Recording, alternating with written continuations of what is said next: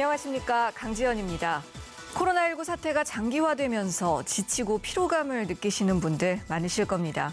특히 방역의 최전선 현장에 있는 의료진들이 느끼는 피로감과 체력적인 한계는 더 심하지 않을까 생각되는데요. 어제 문재인 대통령은 피로가 누적됐을 의료진들에게 최소한의 휴식을 줄 수 있도록 방안을 모색하라고 지시했습니다.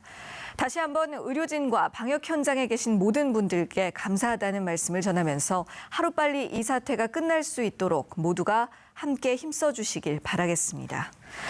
시민의 방송 TBS는 월요일부터 일요일까지 매일 아침 9시부터 9시 50분 TV와 유튜브를 통해 코로나19 특집 생방송을 보내드리고 있습니다. 질병관리본부에 따르면 어제 0시 기준으로 국내 코로나19 누적 확진자는 총 13,879명으로 집계됐습니다. 자, 오늘도 서울 상황실 나가 있는 기자 연결해서 지난밤 주요 내용과 현재까지 소식부터 정리합니다. 정선미 기자. 네, 서울시 재난안전대책본부에 나와 있습니다. 네, 전국 확진자 현황부터 살펴볼게요. 신규 확진자 수가 또다시 60명대로 올라섰군요. 네, 그렇습니다. 어제 0시 기준으로 신규 확진자 수가 다시 닷새 만에 60명대를 기록했습니다. 해외 유입 34명, 국내 발생 29명, 총 63명입니다. 해외 유입은 항만과 공항 등 검역에서 19명이 확인됐고 지역으로 돌아가 자가격리 중에 확진 판정을 받은 사람이 15명 나왔습니다. 방역 강화 대상 국가인 우즈베키스탄과 필리핀을 포함한 아시아에서만 28명이 나왔고 그 밖에 미국이 5명, 터키 1명으로 확인됐습니다. 국내 발생은 14일 만에 가장 많았습니다. 서울이 16명, 경기 8명, 인천이 4명으로 29명 중에 28명이 수도권에서 나왔고 그 외 광주에서 1명이 추가로 확인됐습니다.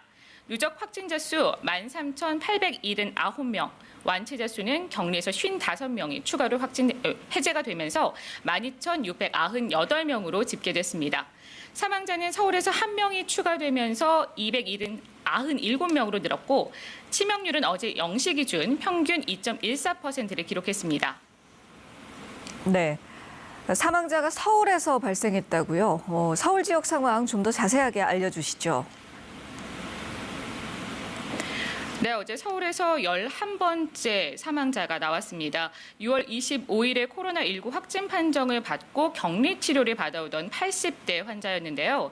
확진받고 한 달도 채 되지 않은 지난 21일 안타깝게 숨을 거뒀습니다. 숨진 환자는 기저질환이 있던 것으로 조사됐습니다. 서울은 산발적인 집단 감염의 고리가 끊어지지 않고 있습니다. 서울시 집계에 따르면 어제 0시 기준으로 16명, 오후 6시 기준으로 9명이 신규 환자로 추가가 됐는데 감염 경로만 10개가 넘습니다. 먼저 강서구 요양시설과 관련해서는 이용자와 가족까지 총 15명의 환자가 나왔는데 서울시 환자는 어제 3명이 추가되면서 이 중 총 14명입니다. 강남구 금척빌딩 기획부동산 사무실과 관련해서도 동작구와 광진구에서 직장 동료와 가족이 각 1명씩 추가로 확진이 됐는데 광진구 확진 환자는 90대로 초고령층입니다. 계속해서 치명률이 높은 고령층 환자가 나오고 있어서 우려가 큰 상황입니다.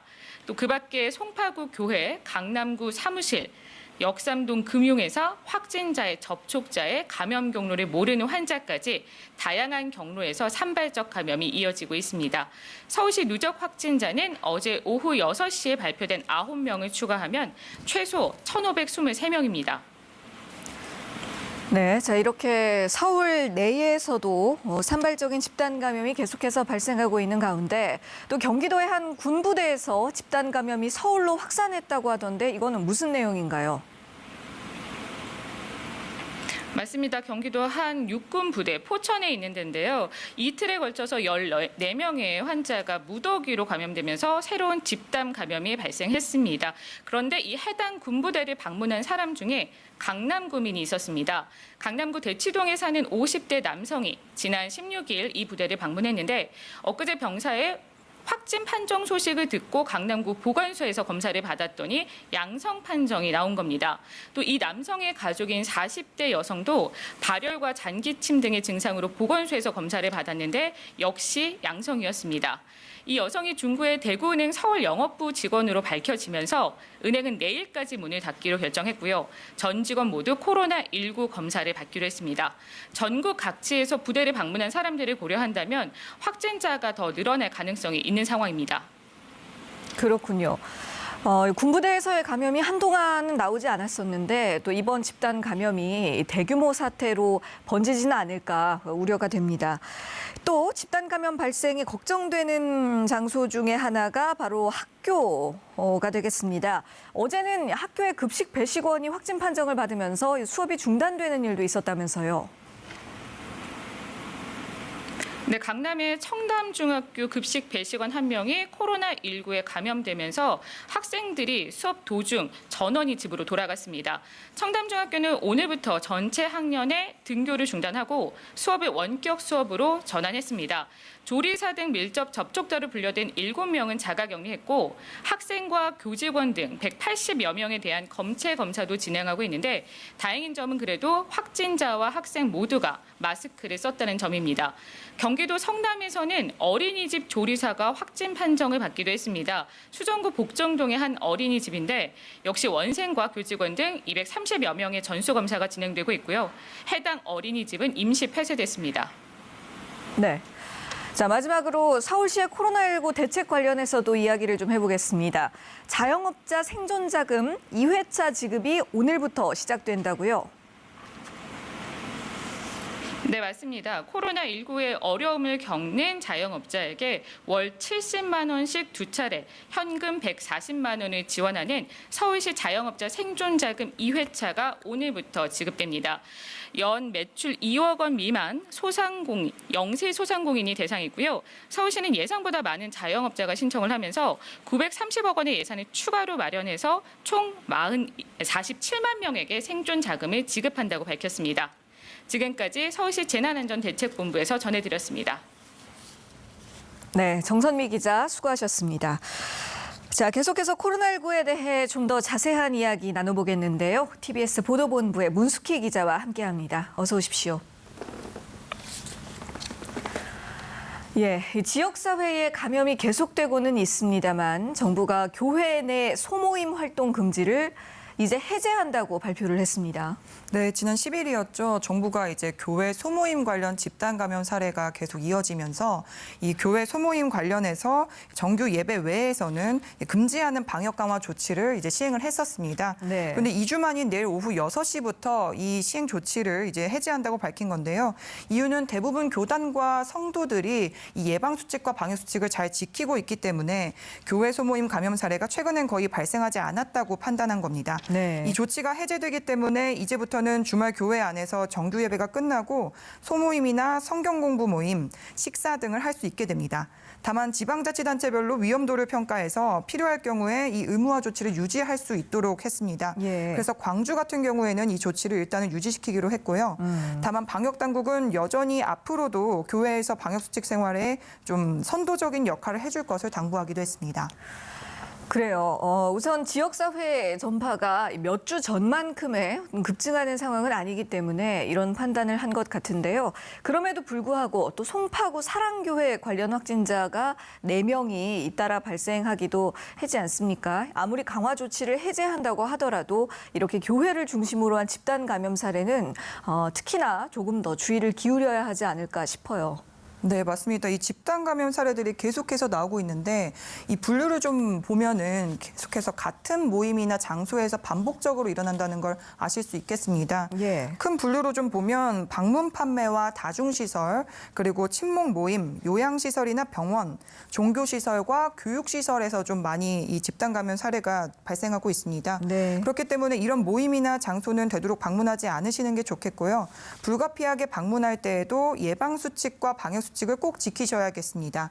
특히 정부는 이번에 종교시설 방역 강화 조치를 해제하면서 방문 판매와 요양시설에서의 집단 감염이 가장 취약하다고 밝혔습니다. 방문 판매의 경우 말 그대로 집집마다 방문을 해서 판매를 하기 때문에 동선 파악이 쉽지가 않고 네. 일부는 거짓 진술을 해서 접촉자 파악에 혼선을 일으키기도 하고 있기 때문입니다.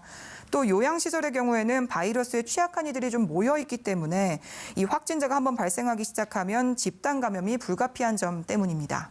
예, 그렇군요.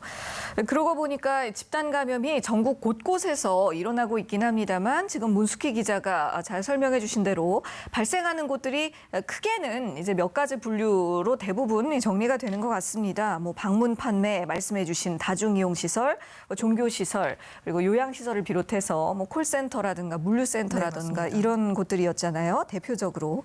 이렇게 감염에 취약한 환경일수록 예방과 방역을 더욱더 강조할 수밖에 없겠습니다. 자, 그런데 코로나19가 이미 이렇게 우리 사회에 깊숙이 파고들고 있기 때문에 이와 함께 공존하면서 일상을 안전하게 살아가야 하는 이제 그런 시대가 와버린 것 같은데요. 네, 맞습니다. 정세균 국무총리는 이제 위드 코로나라고 할 만큼 네. 이제 코로나와 함께 생활을 해야 한다 이렇게 밝혔는데요. 그렇기 때문에 방역 당국이 항상 강조하는 개개인이 예방 수칙과 방역 수칙을 잘 지켜야 하고 또 혹시 감염이 확인되더라도 신속히 추가 확산을 막아야 하기 때문에 역학조사에도 적극적으로 협조해야 한다는 겁니다. 예. 그러니까 위드 코로나란 결국에 예방과 일상이 균형을 이룰 수 있는 상태니까 항상 방역과 협조를 염두에 두어야 한다는 설명입니다. 네. 그렇습니다. 이제는 포스트 코로나가 아니라 위드 코로나와 함께 어떻게 더 안전하게 살아갈 것인가를 고민하고 대비해야 하는 시점이 되었습니다. 코로나 사태가 이제 6달이 넘게 장기화되고 있는 시점인데요. 우리 국민들의 피로도도 상당히 많이 쌓였을 겁니다. 무엇보다도 또 의료진들의 피로도가 엄청날 것으로 보이는데 이 의료진들에 대한 지원 방안도 마련이 된다고 하죠. 네, 맞습니다. 지금 전국에 선별진료소가 621곳이 있습니다. 이곳에서 이제 일하고 있는 의료진들만 해도 또 수가 어마어마할 텐데요. 이 선별진료소가 보통 컨테이너 박스나 천막진료소 그리고 드라이브스루 같은 곳이고 또 의료진들은 방역보호복을 전신으로 입고 있고 또 고글이나 마스크를 쓰고 있기 때문에 요즘 같은 무더위나 장마철에는 정말 땀을 줄줄 흘려가면서 몇 시간 동안 검체 채취를 하고 있는 겁니다. 그러니까요. 네, 그래서 문재인 대통령은 어제 의료진들의 이런 노고를 언급하면서 코로나19 사태가 장기화되면서 현장 방역 인력들의 휴식 보장 같은 지원 방안을 검토할 것을 당부했습니다. 이 선별진료소 의료진들이 이 여름철 무더위로 인해서 특히 고생하고 있고 또 혹시 모를 방역 공백이 생길까 봐 이 여름 휴가를 사용하는 것도 여의치 않은 경우가 많기 때문입니다. 그래서 문 대통령은 이 코로나 방역 인력들에게 최소한의 휴식을 보장할 수 있도록 이 선별진료소를 운영하고 있는 지자체와 의료기관의 관심과 배려가 필요하다고 언급했고요. 네. 또 복지부와 국방부 같은 관계 부처에도 이 인력 지원을 포함한 지원 방안을 적극 검토해 주길 바란다라고 주문했습니다. 네. 자, 국내에서 첫 코로나19 환자가 발생한 지 이제 6개월이 조금 넘어간 시점인데요. 사실은 이제 이 사태가 앞으로 더 오래 갈 수도 있는 것이고, 그리고 사실상 조금 더 이제 장기화될 것이라는 전망이 지배적이지 그렇죠. 않습니까? 그런 만큼 방역의 중심에 있는 의료진들이 앞으로의 장기화 사태에 더 잘 대비를 하려면 적절한 휴식이 무엇보다 필수가 아닐까 싶습니다. 특히나 의료 인력이 부족해지면 절대 안 될 텐데요. 그래서 앞으로 의대생도 기존보다 선발을 더 많은 숫자를 선발한다면서요. 네, 맞습니다. 향후 10년 동안 의대생 4,000명이 더 선발될 예정입니다. 네. 당정은 오늘 국회에서 협의회를 열고 이 의과대학 정원 확충과 또 공공의대 설립 추진 방안을 이 확정해서 발표하기로 했는데요. 우선 매년 400명씩의 이 의대생 추가 인력을 뽑습니다. 그리고 이 중 300명은 지역 의사제 특별 전형으로 선발하는데 보통 의대생끼리 기피 진료 과목들이 좀 있습니다. 예. 소아외과나 흉부외과, 뭐 응급의료과, 산부인과 같은 곳들인데 네. 인력이 적다 보니까 지역별로 이런 기피 과목에 대한 편차들이 더 크게 나타나는 겁니다.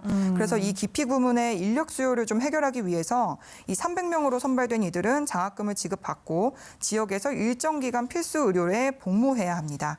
그리고 나머지 100명은 이 기피 진료 과목에 특화하거나 코로나19 백신 치료제 개발 등 임상의사 양성 과정으로 교육이 진행됩니다.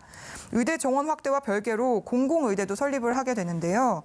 일단 폐교된 서남대 의대 정원 49명이 있기 때문에 이것을 활용해서 전북권에 한 곳을 공공의대를 설립을 하고 또 장기 군의관 위탁생은 20명을 추가해서 70명 규모로 운영하는 방안도 검토되고 있습니다. 예. 예, 앞으로 이 10년간 의대생 4천 명을 추가적으로 선발을 함으로써 이 의료 인력의 부족함이 없도록 지원하고 또 앞으로의 코로나19 장기화 사태에 대비를 하겠다는 내용이었습니다. 한편 또 요즘 치료제와 백신에 대한 관심이 국내외적으로 참 높습니다. 지금 상황이 어떻게 진행되고 있습니까? 네, 어제 식품의약품안전처가 코로나19 백신과 치료제 임상시험 현황을 발표를 했는데요. 지금 진행되고 있는 임상시험은 총 13건으로 이 중에 치료제가 11건, 백신이 2건입니다. 코로나19 완치자의 혈액을 이용한 치료제는 혈장 분해 치료제와 항체 치료제로 나뉘고 있는데 네. 이 국내에선 GC 녹십자가 이 혈장 치료제를 개발하고 있고 임상시험 계획을 신청하기 위해서 식약처와 사전 상담을 진행 중입니다. 예. 또 항체 치료제로는 셀트리온의 CT-P59가 최근 추가로 승인이 됐는데요. 세포를 이용한 시험 결과 바이러스 감염을 차단하는 것으로 나타났다고 하고요. 또 사람과 유사한 임상적 증상을 보이는 족제비에서 콧물과 기침 등이 개선됐고 원숭이를 이용한 독성 시험에서는 안전성이 확인됐다고 식약처는 밝혔습니다. 예. 특히 이 중에서도 그 혈장 치료제에 대해서 이야기를 좀 더 해보자면 코로나19에 걸렸다가 완치된 환자들을 중심으로 이 혈장 치료제를 지금 공여받고 있잖아요. 이런 노력들이 꼭 좋은 결과로 되돌아왔으면 좋겠습니다. 그런가 하면 백신 개발 상황은 어떻게 돼가고 있나요? 네, 백신과 관련해서는 영국의 제약사 아스트라제네카에서 개발 중인 백신이 현재 임상 2상과 3상 시험을 진행 중이라고 밝혔는데요. 네. 식약처는 최근 발표된 이 임상시험 임상 시험 결과에 따르면 18세에서 55세까지의 성인 1000여 명을 대상으로 시험을 한 결과 대부분 접종자에게서 적절한 수준의 안전성과 이 면역 원성이 확인됐다고 밝혔습니다. 또 통증이나 열감 같이 백신 접종 후에 나타나는 일반적인 증상 말고는 특이한 부작용까지 없었다고 설명했습니다. 예. 모두 초기 임상 단계인 만큼 앞으로 임상 결과는 좀 지켜봐야 될 것 같습니다. 네. 또 이 밖에도 정부는 국제사회와 함께 코로나19 백신을 공동으로 개발하고 또 분배까지 하는 계획에 참여하는 방안을 검토하고 있다고 밝혔는데요. 백신을 국제 공공재 형태로 공동 개발하고 또 공공재로 공급하는 방안까지 이제 국제적인 움직임이 있는 겁니다. 이를 위해서 정부는 세계보건기구와 세계백신면역연합 등과 긴밀히 소통하고 있고요. 우리 정부 역시 참여하는 데 좀 긍정적으로 검토하고 있다고 밝혔습니다. 예, 그렇군요. 자, 계속해서 경제 분야 이야기로 넘어가겠습니다. 이 코로나19 여파를 회복하기 위해서 각종 경제 대책이 나오고 있는데요. 또 어제도 세법이 개정됐는데 서민들의 이 중기 세부담 경감에 역점을 둔 그런 방안이었습니다. 그런데 여전히 2차 긴급재난지원금에 대해서 목소리들이 많이 들리고 있거든요. 또 지자체별로는 이미 2차 지원금 지급을 시작한 곳도 있다고요. 네, 맞습니다. 이 코로나19 사태가 장기화되면서 2차 긴급재난지원금과 관련해서 지자체들이 이제 지급을 하고 있거나 검토하는 곳들이 많이 늘어나고 있습니다. 네. 먼저 전북 완주군은 전국 자치단체 중에 최초로 지난달 15일부터 이달 말까지 모든 국민들에게 1인당 10만 원씩 이 2차 지원금을 지급하고 있습니다. 네. 지난 4월에는 1인당 5만 원씩 지급을 했었고요.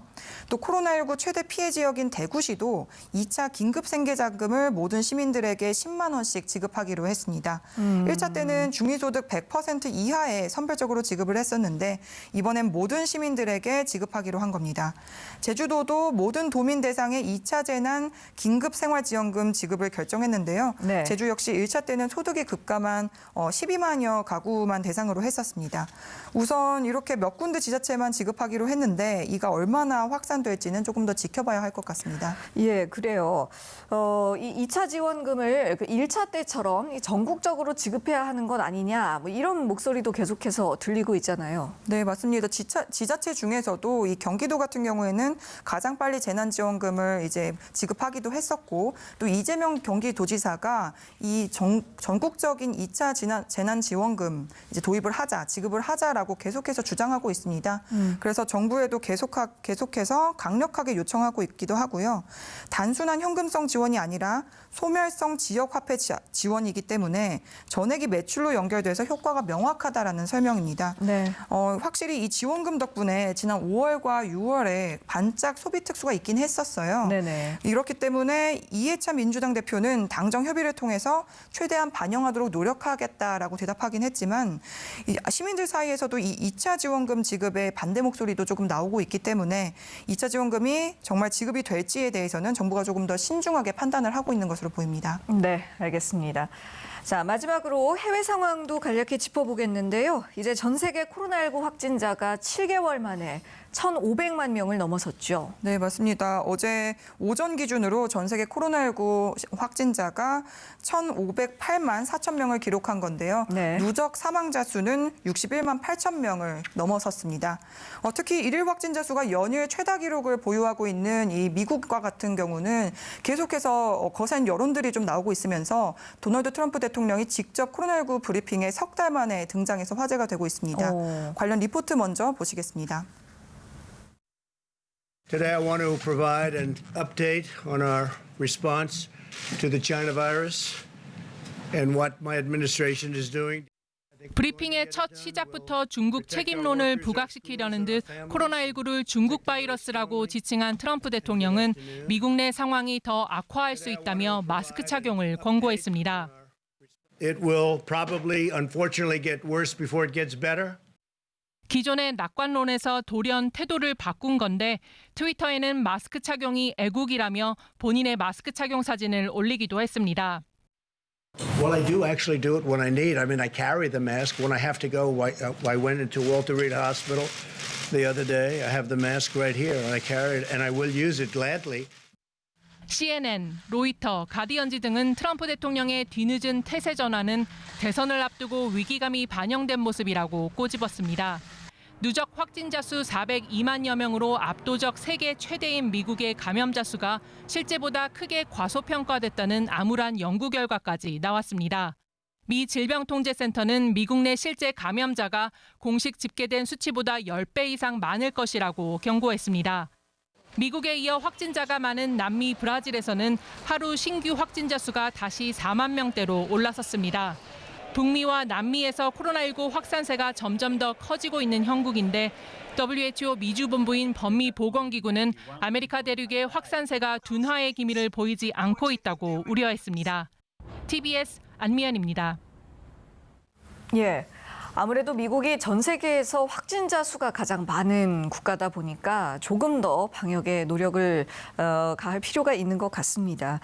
그런가 하면 또 우리 옆나라 일본도 코로나19가 확산세를 보이고 있잖아요. 네, 일본의 경우 코로나19 확산이 다시 늘어나는 추세입니다. 네. 어제 신규 확진자 수가 747명을 기록했는데요. 역대 최고 일일 확진자 수를 기록한 겁니다. 예. 일본에서 긴급 사태가 선언됐던 지난 4월에 이제 720명을 기록했었는데 그걸 넘어선 거고요. 또 도쿄도에서 200여 명으로 가장 많이 나왔고 오사카에서 100여 명이 나왔습니다. 네, 잘 알겠습니다.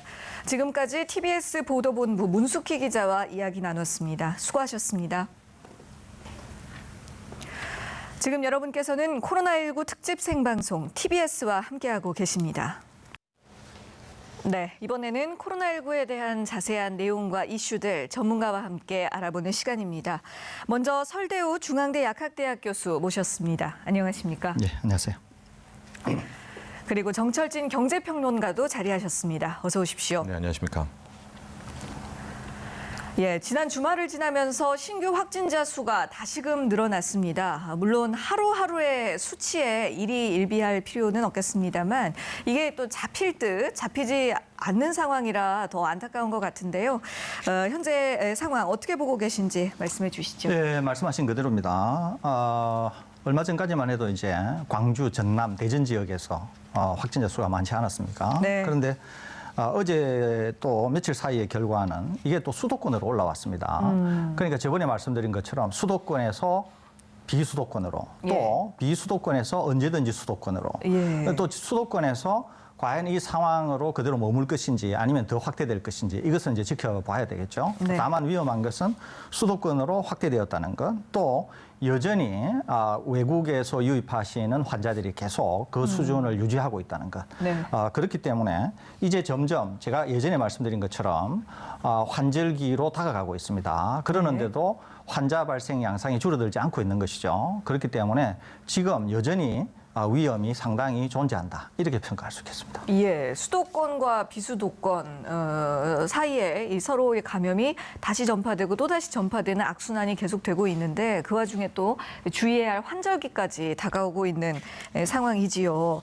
그런데 이 코로나19 초기에 걱정했던 감염 집단 중 대표적인 곳이 군부대였거든요. 앞서 기자 브리핑에서도 간략히 짚어드렸듯이 이 군부대에서 확진자가 나왔습니다. 추가 확진자가 더 발생할 가능성은 어떻게 보고 계십니까? 네, 추가로 나올 가능성도 있다고 봅니다. 예. 우선 제가 여러 번 말씀드린 것처럼 군 부대는 이제 집단 생활을 하고 있습니다. 그리고 이제 젊은 분들이 아무래도 몸을 부딪힌다든지 밀접 접촉을 한다든지 이런 경향이 강하거든요. 그리고 또 훈련도 같이 한다든지 그렇기 때문에 더 나올 가능성이 있는데 예. 그나마 이제 위안이 되는 것은 젊은 분들이 비교적 경증을 앓을 가능성이 많다는 점, 그런 네. 점에서 좀 위안을 얻을 수는 있는데 다만 군이라고 하는 특수성이 있기 때문에 이런 곳에서 대규모 확산이 일어나면 여러 가지 이제 걱정이 크지 않습니까? 네, 거기에다가 자녀를 이제 한 명을 두는 것이 일반적이기 때문에 네. 군대에 보내둔 이제 부모님들의 걱정도 클 수가 있습니다. 예, 또 예. 이제 그런 점에서 걱정이 큰 것이지 실제로 중환자로 될 가능성은 적기 때문에 그런 점에서는 약간 다소 좀 안심하셔도 되지 않겠나 이런 생각은 갖고 있습니다. 예. 예, 그럼에도 불구하고 이 불씨가 더 큰 사태로 번지지 않도록 군부대를 대상으로 또 어떤 선제적 조치를 고민해 볼 필요성은 그렇습니다. 있겠습니다. 자, 이렇게 끝날 듯 끝나지 않는 코로나19 사태 속에 정말 우리 생활 전반이 변화를 겪어왔는데요. 어제 정부는 코로나19 경제위기 극복을 위한 세법 개정안을 발표했습니다. 자, 여기서 가장 궁금한 부분은 그래서 과연 세금이 더 오르느냐. 사실 서민들이 가장 궁금한 점은 이것일 것 같거든요. 자, 어떤 내용인지 좀 더 자세하게 설명해 주시죠. 그렇습니다. 항상 세법 개정안 자체가 뉴스밸류가 있습니다. 관심이 많은데 이 2020 세법 개정안은 특히 전 국민의 관심이 모아졌습니다. 부동산 관련, 주식 관련 이제 굵직굵직한 이슈들이 있었기 때문인데요. 네. 일단 기획재정부, 그러니까 홍남기 경제부총리의 총평에 따르면 중립적이다. 즉 세수 중립적이다. 그러니까 일부에서 주장하는 증세가 아니다라는 건데 잘 보시면은 현미경으로 보면 일부에서는 늘어나고 예. 또 일부에서는 세금을 부담을 덜 해주는. 그러니까 내용을 보면은 특히 이제 부동산 관련 특히 초고소득자에 대해서는 증세 부분이 있고요. 예. 상대적으로 뭐 영세 사업자라든가 중소기업에 대한 세제 혜택을 줬다. 이렇게 볼 수가 있겠습니다. 네. 세부적으로 좀 뭐 몇 가지 좀 살펴보게 되면은 코로나19 충격 때문에 최근에 소상공인분들 굉장히 어렵잖아요. 자영업자들도 그렇고. 네. 그래서 복식부기 장부 대신에 간이가세에 대한 대상을 굉장히 넓혔습니다. 실질적으로 간이가세 기준이 뭐 한 연 4,800만 원 미만의 상점 가게들이었다면은 이젠 이걸 8천만 원까지 끌어올려서 네. 좀 더 많은 분들이 이제 간이가세자에 해당되게 하는 이제 그런 것들도 있었고 예. 또 관심이 많았던 것이 역시 부동산 아니었습니까? 근데 네네. 부동산의 세제 강화는 너무 긴 얘기고 하여간 큰데 핵심은 취득할 때도 다주택자에게 대해서는 더 올리고요. 갖고 있을 때 우리가 보유세라고 하죠. 특히 고가의 주택을 갖고 있었을 때에 대한 종부세율도 또 올리고 팔 때 같은 경우에도 다주택자의 양도세율은 더 중과를 하고 이런 틀에서 가닥이 잡혔다. 이렇게 보면 될 것 같습니다. 네. 또 소비 활력을 위해서 기존의 카드 공제 한도 같은 것도 또 대폭 늘리는 이런 모습도 좀 보였다라고 볼 수가 있겠고 예. 주식 관련해서는 실은 세법 개정안 나오기 뭐 바로 직전에 문재인 대통령의 이야기도 있었죠. 주식 관련한 투자자의 뭐 의지라든가 사기를 꺾지 말라라고 해서 당초에는 이제 이 비과세가 2천만 원 정도까지 수익이었는데 이걸 5천만 원까지 끌어올리는 즉 그러니까 1년 동안 한 4,800만 원, 5천만 원 이하의 번 데에서는 양도소득세를 물리지 않기로 그리고 뭐 2월 되는 기관도 큰 틀에서 5년으로 잡았고요. 상대적으로 이제 양도세를 부과하는 대신에 거래세는 2년에 걸쳐서 0.1%포인트를 낮춰서요.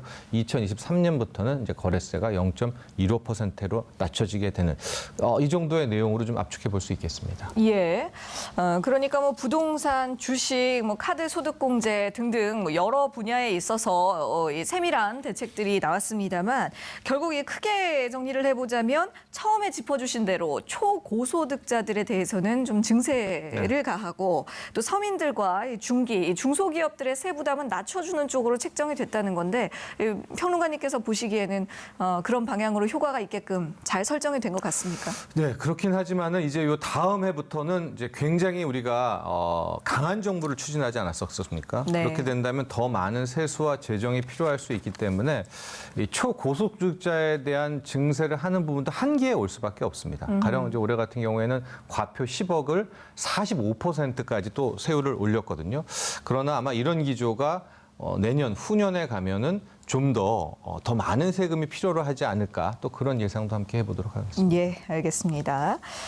자, 다시 이 코로나19 현황 이야기로 돌아가서요. 최근 들어 또 요양병원이나 시설에서 확진자 발생이 다시 이어지고 있습니다.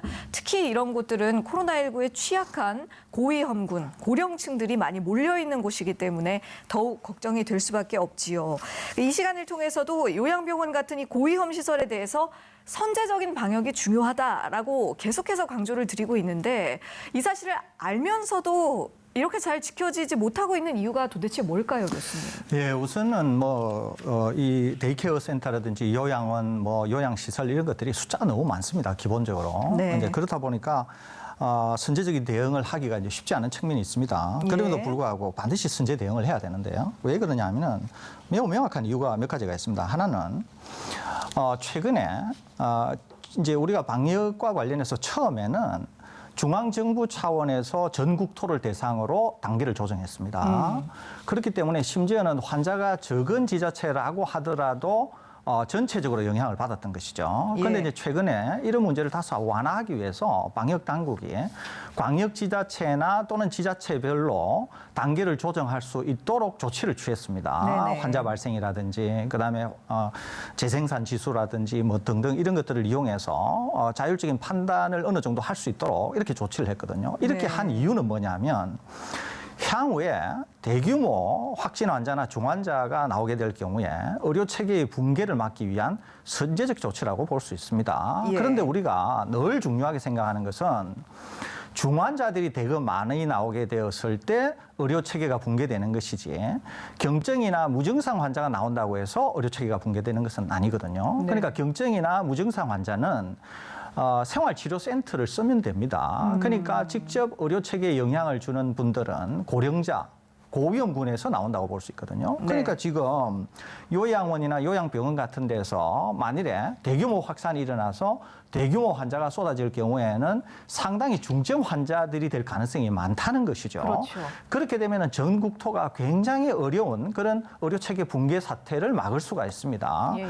그러니까 지금 앵커께서 말씀하신 대로 계속 선제적인 대응을 해야 되는데 왜 이렇게 안 되고 있느냐 그 얘기 아니에요. 네. 그러니까 말씀드린 대로 숫자가 너무 많으니까 선제적으로 하기는 어렵지만 그럼에도 불구하고 각 지자체가 실제로 신경을 훨씬 많이 써야 되는 것은 네. 일반 사회가 아니라 이런 요양원이나 요양시설이라고 하는 겁니다. 그러니까 기술을 동원해서 그러니까 이제 풀링 형태로 검사를 하든지 아니면은 입출입하는 것을 단계별로 설정해서 입출입을 제한하든지 그렇게 해서 다양한 형태로 선제적인 대응을 해야 향후에 환절기를 막거나 독감 시즌이 왔을 때 그런 정상이 구분 안 되는 것으로 인해서 대규모 확진 상황이 얼마든지 생길 수 있는 것을 선제적으로 대응을 할 수 있지.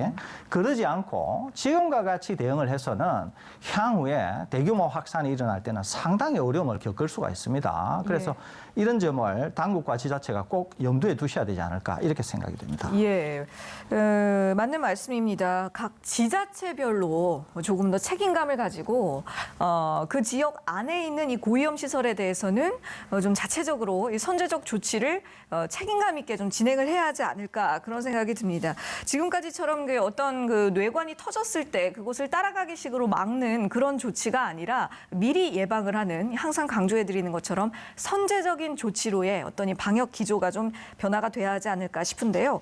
교수님께 이 부분도 질문을 좀 하고 싶어요. 여전히 수도권에서 이런 집단 감염이 계속해서 발생하고 있는데 그럼에도 불구하고 내일부터 이 교회에 대한 방역 강화 조치가 해제됩니다. 그러니까 그동안 금지했었던 소모임이 이제 다시 가능해진다는 이야기거든요. 여기에 대해서는 어떻게 생각하세요? 이건 좀 생각해 볼 필요가 있다 이런 생각이 들거든요. 네. 왜 그러냐면 이제 지난 10일 날에 이제 교회의 정식 예배 이후에 여러 가지 소모임 또는 생활 속에서 소모임 이런 것들을 통해서 집단 감염이 곳곳에서 발생을 했거든요. 그래서 이제 당국이 강력한 조치를 취하면서 이제 이런 조치를 시행을 했습니다. 네. 그런데 이제 당국이 판단컨대 이 조치를 시행하고 나서 지난 기간을 쭉 추적을 해보니까 이제 비교적 교회 모임을 통한 확산은 어느 정도 안정이 되어서 심각한 확산은 없다 이렇게 판단을 하는 것 같습니다. 예. 그래서 이제 이 부분을 해제하려고 하는데 아까 말씀드린 것처럼 어제 대규모로 그러니까 오늘 영시로 대규모 확진자가 어제 영시로 대규모 확진자가 나왔지만 네네. 그제나 또 지난 며칠 사이에는 환자가 좀 줄어들었거든요. 확진 환자가 네, 6명대로 맞아요. 국내 발생 양상이 6명대로 줄어들기도 예. 했습니다. 그리고 대통령께서 확신을 갖고 또 하신 말씀도 계세요. 그러다 보니까 지금 마치 코로나19 확산을 우리가 잘 통제하고 있는 것처럼 생각이 되면서 이런 조치가 시행되려고 하는 것처럼 보일 수가 있는 것이거든요. 네. 그런데 여전히 코로나19는 왕성하게 활동을 하고 있고 그나마 이런 소규모를 금지했기 때문에 좀 더 우리가 확산 방지를 막는 데 유리하게 작용한 측면도 있는 것이거든요. 네. 그런데 이런 거를 풀어주게 되면 또는 다른 말로 이걸 풀어주게 되면은 향후에 스포츠에서도 이제 관중 입장이 가능하다든지 네. 뭐 이런 조치들이 생길 수 있는 것이거든요. 네. 이렇게 되면은 향후에는 다시 방역이 어려워질 수 있다. 그런 점에서 교계의 충분한 협조만 받으면 정식 예배를 못하라고 하는 것은 아니니까 정식 예배에 어느 정도 집중을 하고 지금보다 상황이 훨씬 더 좋아지면 그때 오히려 지금 하려고 하는 이런 조치를 전향적으로 검토하는 게 어떻겠나 이런 생각을 저는 가지고 있습니다. 예.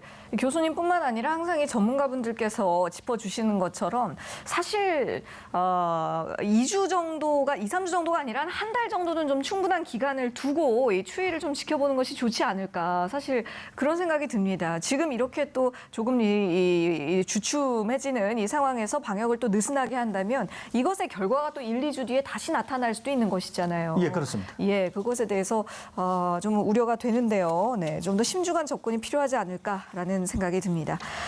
자, 이번에는 또 경제 이야기 해보겠습니다. 아마 정철진 평론가께서는 평소에도 어디에 투자하면 좋아요? 이런 질문을 많이 받지 않으실까 싶은데요. 코로나19 사태가 이제 반년이 넘어가는 시점에서 분명히 이 흐름의 변화가 있었을 것으로 보입니다. 어떤 변화들이 있었는지 짚어주시죠. 그렇습니다. 참 좀 묘한 구조.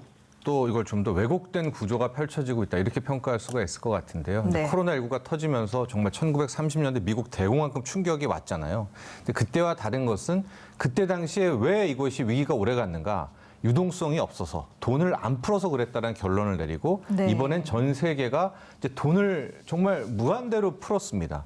근데 그때 우리가 목표로 했던 것은 그 돈들이 실물 경제로 가서 실물 경제를 끌어올리기 위한 목적이었는데 예. 여기서부터 좀 왜곡이 발생했습니다. 근데 어허. 돈은 풀었는데 그 돈들이 실물로는 들어가지 않고 실물 경제로는 주식, 부동산, 뭐 금, 달러 전방위적으로 이제 투기 자산, 투자 자산 쪽으로 흩어지게 되면서요. 예, 예. 막상 요즘에 뭐 주식이라든가 부동산 시장만 바라보고 있으면 위기가 아니죠. 뭐 이건 정말 호황일 때보다도 더 이게 뜨거워지고 있는데요. 예. 비단 이런 현상은 우리뿐만이 아닙니다. 미국도 그렇고 유럽도 네. 그렇고 전 세계적 현상이다 이렇게 볼 수가 있겠고요. 오늘 같은 경우에는 뭐 그동안에 주식, 부동산에 돈 많이 몰린 건 많이 전해드렸으니까 네. 달러 외화 예금이라고 있거든요. 이게 거의 코로나19 이후에 4조 원 이상 돈이 넘는 돈이 가서 예. 지금 890억 달러, 외화 예금 달러가 한 지금 100조 원이 넘게 쌓여 있습니다. 그 이유는 지금 은행에 돈을 저축해도 금리 거의 뭐 1%도 안 주잖아요. 쥐꼬리만하게. 네네. 그러니까 달러 외화 예금을 들은 다음에 금리는 버리고 달러가 앞으로 강해질 거라는 환차익을 노리는 돈들이 또 일로 대거 들어가는. 그러니까 그 이유는 앞으로 코로나와 또 미중 갈등으로 인해서 위기가 한 번 더 오면 달러가 강해질 것이다라는 예측 때문에 또 이렇게 빠져들게 되고요. 2030 같은 경우에는 주식 열풍입니다. 그야말로. 네네. 근데 비단 이게 우리나라 현상만이 아니라 미국 젊은이들도 로빈후드 랠리라고 해서 그 모바일에 까는 주식 앱이 있거든요. 여기에 그냥 뭐 매 시간마다 쳐다보고 있다라고 하고요. 중국도 그렇고. 참 그래서 이게 너무나 이렇게까지 왜곡이 되면 다시 이제 무너지고 돌아오려는 이제 그런 속성들이 있기 때문에 지금부터는 우리 시청자 여러분들도 굉장히 좀 투자에는 리스크 관리, 위험 관리를 좀 해야 되지 않을까 이렇게 보고 있고 오늘 2분기 경제 성장률 뭐 속보치 나왔는데 예상보다 더 나빠졌어요. 그러니까 네. 당국에서도 이 엄청난 돈들을 어떻게 하면 실물 경제로 되돌릴 수 있을까에 대한 고민이 필요할 것도 같습니다. 예.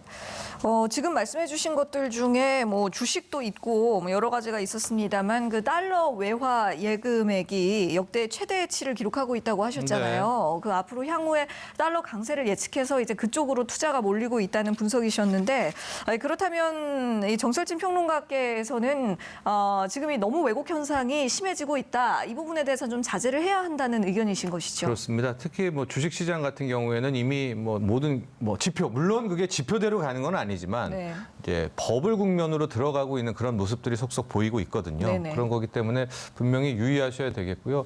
특히 최근 일주일간의 금시장, 은시장이 뭐 중장기적으로는 저도 금은이 상승이라고 보고는 있지만은 뭐 과도하게 폭등을 해버렸습니다. 네. 또 이런 현상은 왜 그랬겠습니까? 돈이 몰려서 사니까 폭등을 했겠죠. 수요가 몰렸기 그렇죠. 때문에. 그러니까 참 이 갈 길 못 찾는 어마어마한 돈들이 여기 들어갔다 저기 들어갔다 여기 들어갔다 하면서 전방위적으로 지금 투자자산 가격들을 다 끌어올리고 있는데 이걸 지금 생각하면 내일도 오를 거야 모레도 오를 거야 이렇게 생각하기 쉽지만 네. 항상 본질 가치를 넘어선 것들은 다시 본질 가치로 돌아오려는 정말 뭐 대전제가 있다는 점은 예. 꼭 기억하셔야 될 것 예, 같습니다. 맞습니다. 또 그런 시장의 균형 원리라는 것이 있으니까요. 예, 너무 지나친 이 왜곡 현상은 좀 주의를 하시고 이 투자에 있어서 신중하게 접근하셨으면 좋겠습니다. 자, 다시 코로나19 사례입니다. 청담중학교 급식 배식원이 코로나19 확진 판정을 받으면서 등교 중단이 됐고요. 확진자가 다녀간 제주의 한 마을에서는 학부모들이 나서서 등교 거부를 하고 있다고 하는데요. 남은 1학기를 잘 마무리하는 것과 또 동시에 2학기를 맞이하는 그 준비도 철저히 해야 하지 않을까 싶습니다. 자, 어떤 부분을 좀 미리미리 준비하고 대비하면 좋을지요? 예, 지금 뭐 저는 원래 등교 계약을 굉장히 강력하게 반대하는 사람 중에 하나입니다. 그러셨죠. 그러는데도 예. 이제 등교 계약이 일단 된 거죠. 그런데 이제 우리가 보는 것처럼 전국적으로 뭐 이곳에서 문제가 생기면 그곳 학교가 전부 이제 폐쇄 조치가 하루 이틀 되면서 수업을 못하고 온라인으로 되고 네. 또 딴 곳이 그렇게 되고 이러면서 이제 수업이 파행이 되는 그런 상황을 우리가 쭉 봐왔습니다. 네네. 그런데 뭐 어쩔 수 없는 상황이라고 볼 수는 있어요. 그런데 이제 제가 좀 걱정하는 것은 뭐냐면은 고3입니다. 고3. 네. 다른 학생들은 온라인 강의를 한다든지 아니면은 뭐 출석 강의를 한다든지 하더라도 임박한 인생을 결정할 만한 그런 건 아니기 때문에 예. 우리가 뭐 어느 정도 감내 가능한 수준에 있다 이렇게 볼 수 있는데 고3인 경우에는 전혀 그렇지 않거든요. 그러니까 네. 이제 고3인 경우에는 감염자가 생기게 되면 이제 그 감염자 하나로 인해서 다른 많은 학생들이 불이익을 보지 않습니까? 네. 또 고3인 경우에는 심지어 시험장에서도 시험을 볼 때 누구와 감염자와 같은 공간을 쓸 수도 있고 그러면서 심지어는 감염이 되면 시험을 못 치는 상황도 생길 수가 있는 것이죠. 네네. 그러니까 학교 개학과 관련해서는 지금까지 교육 당국이 해온 것처럼 하면 될 것 같습니다. 네. 다만 제가 꼭 이 시간에 덧붙여드리고 싶은 것은 대한민국에서 고3이 대학에 진학하는 것은 인생에 있어서 매우 중요한 지점이 될 수 있습니다. 네. 그렇기 때문에 교육 당국과 방역 당국이 12월 3일에 고3 입시를 어떻게 준비할 건가 이것을 굉장히 유의 깊게 모든 가능성을 가지고 또 지금의 학교 등교에서도 고3이 대학 입시와 관련된 어떤 사항들에 대한 그런 공정성을 담보하면서 대학 입시를 준비할 수 있는 그런 모든 점에 대해서 상당히 신경을 써야 되지 않을까. 제가 드리고 싶은 말씀은 바로 그 지점입니다. 예, 지금 이 학사 일정 중에서 가장 중요한 것은 사실 이 대한민국 사회에서는 고3들의 입시다라고 사실은 누구나 그렇게 생각들을 하실 텐데요. 그렇기 때문에 고3들의 12월에 예정된 입시 이에 관한 사항들을 보다 철저하게 준비해야 한다라는 조언을 해주셨습니다. 이번에는 정철진 평론가께 다시 질문 드리겠습니다. 국제통화기금 IMF에 따르면 코로나19로 여성이 남성보다 경제적인 피해를 더 입었다라는 발표가 있거든요.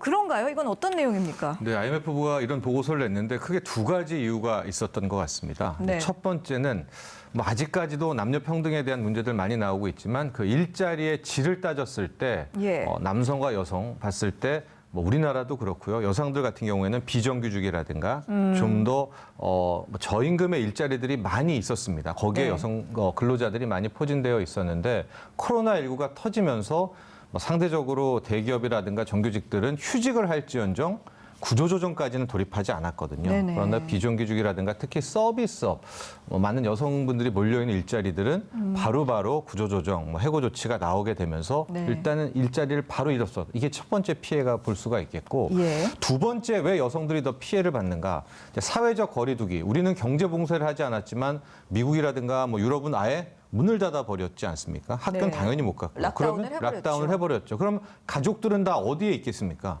다 집에 있게 머물러 되니까 있겠죠. 그 가족들을 케어하는 역할을 또 여성분들이 해야 되기 때문에 그분들이 또 일할 기회 자체를 아예 또 봉쇄가 돼버리는 이런 차원에서 이번 코로나19 충격을 뭐 성별로 나누기는 좀 그렇지만 IMF 같은 경우에는 남성보다 여성이 훨씬 더 많은 어려움을 겪었다 이렇게 분석을 했습니다. 예, 코로나19에 대해서 이 다양한 뭐 연구들이 이루어지고 있는데 또 이런 또 사회적 측면에서의 또 연구 결과가 나왔군요.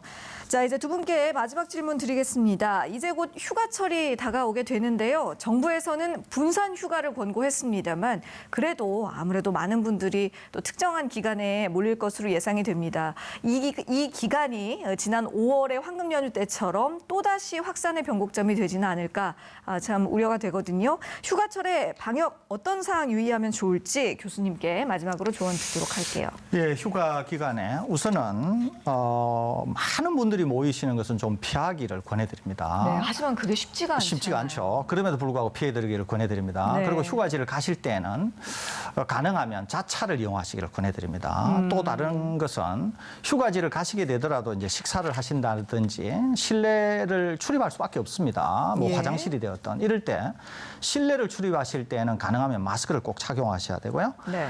마스크를 착용하는 것이 지금 치료제나 백신이 없는 상황에서는 네. 굉장히 중요하기 때문에 반드시 어디를 가시든 마스크에 대한 경각심은 꼭 가지시기를 부탁을 드립니다.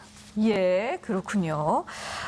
자, 정철진 평론가께서는 이 앞으로 또 이 위드 코로나 시대에 네. 앞으로의 또 이 경제 분야에 대해서 조언해 주실 만한 사항 없으신지요? 저는 일단 이제 휴가 관련해서 먼저 말씀을 드리면은 네. 휴가 할당제 같은 게 단기간 필요한 것이 아닌가. 이게 좀 자본주의 사회에 무슨 이야기인가 할 텐데 올해 여름은 정말로 뭐 위기의 순간 아니겠습니까? 네. 그래서 일부 회사 같은 경우에는 가장 많이 간다는 이제 8월 첫째 주, 둘째 주는 아주 그냥 소수로 줄였다 뭐 이런 얘기도 들리는데 이번에는 좀 회사들이 7월 중순부터 이 휴가를 9월 말까지 좀 넓혔으면 좋겠어요. 예. 그래서 특히 그 8월 첫째, 둘째 정말 뭐 휴가의 핵심 지역을 최소한으로 줄일 좀 네. 그런 제도도 필요하지 않을까 이렇게 보고 있습니다. 네, 잘 알겠습니다.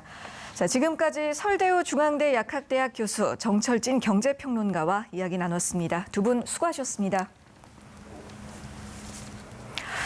TBS 특집 생방송 코로나19를 마칩니다. 오늘도 건강한 하루 보내시고요. 시청해 주셔서 고맙습니다.